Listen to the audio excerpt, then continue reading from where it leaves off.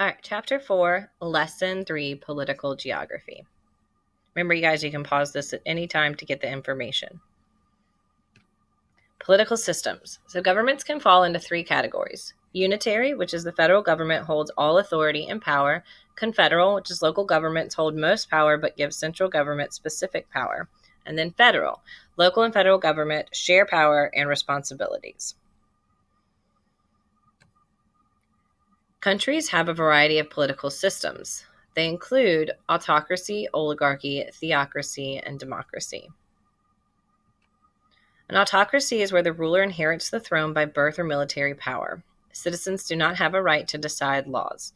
Examples would be a monarchy, dictatorship, fascism, and the countries that actually have this type of leadership are Jordan with the monarchy, Nazi Germany had fascism, and North Korea has a communist dictatorship. So how do dictators keep power? You guys, when we think about dictators, we kind of think about not so great people. They're kind of, we think they're bad. So how do they get so powerful if we decide that they're not the type of ruler that we like or what we think would be good for a country? So dictators, what they can do is they can use their armies to arrest or attack protesters. This happened a lot during, in China it's happened. It also happened in Nazi Germany and, of course, in Russia. Think about the people that would go missing and disappear in the middle of the night, especially people who were trying to help Jewish families survive during the Holocaust. Dictators often promised a better life, especially for the poor. Now, I'm going to relate this more to Nazi Germany because I know that you know about that historically. But Hitler made a lot of promises, and that is part of why he was so popular. Germany was war-stricken after World War I. They were blamed and had to pay a lot of money and lost the land that actually made them most of their money through natural resources. So they were in a pretty bad place, and Hitler came along and said, if you believe in me and stand behind me, then I'm going to make your life better. And that is part of the reason, really the main reason he became so popular. Some dictators get support from other countries, such as the Soviet Union, gave support to Fidel Castro in Cuba. Think about our missile crisis that happened back during John F. Kennedy and the Cuban Missile Crisis. Y'all can look that up on your own time. Countries that, of course, still have dictatorships would be Angola and Cuba. But Cuba is in transition. An oligarchy would be a small group of people that hold and share power. They gain power through wealth, military power, status, social status, and the citizens have little to no say in government.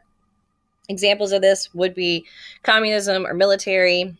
The countries that practice this would be Venezuela and China's Communist Party.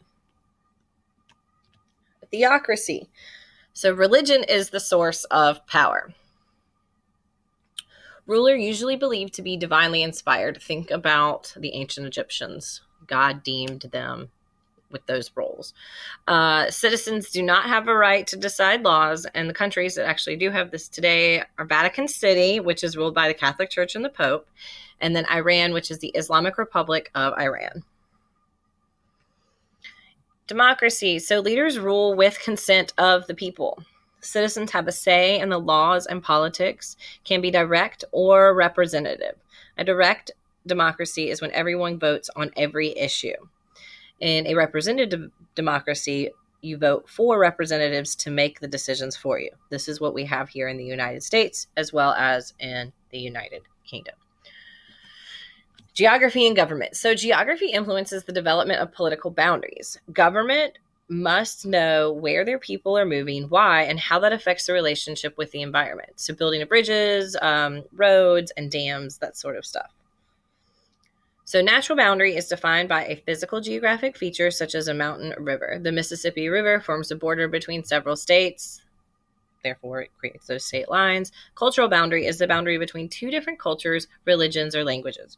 Pakistan and India are a great example of that because prior to independence, India and Pakistan were one nation. Once they gained independence, India became Hindu and Pakistan became Muslim, and they are divided on those lines. Geometric boundaries. So this disregards the first two of cultural and natural boundaries, and they aren't even considered.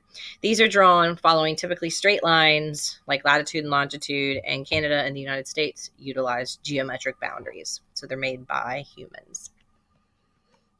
These are examples of what we just talked about. So the natural boundary with the Rio Grande River separating U.S. and Mexico, cultural boundary with Pakistan and India. This is actually the closing of the borders between India and Pakistan. It's pretty cool. When we get to that unit later in the year, we'll watch a video actually showing you guys this ceremony. It's really cool.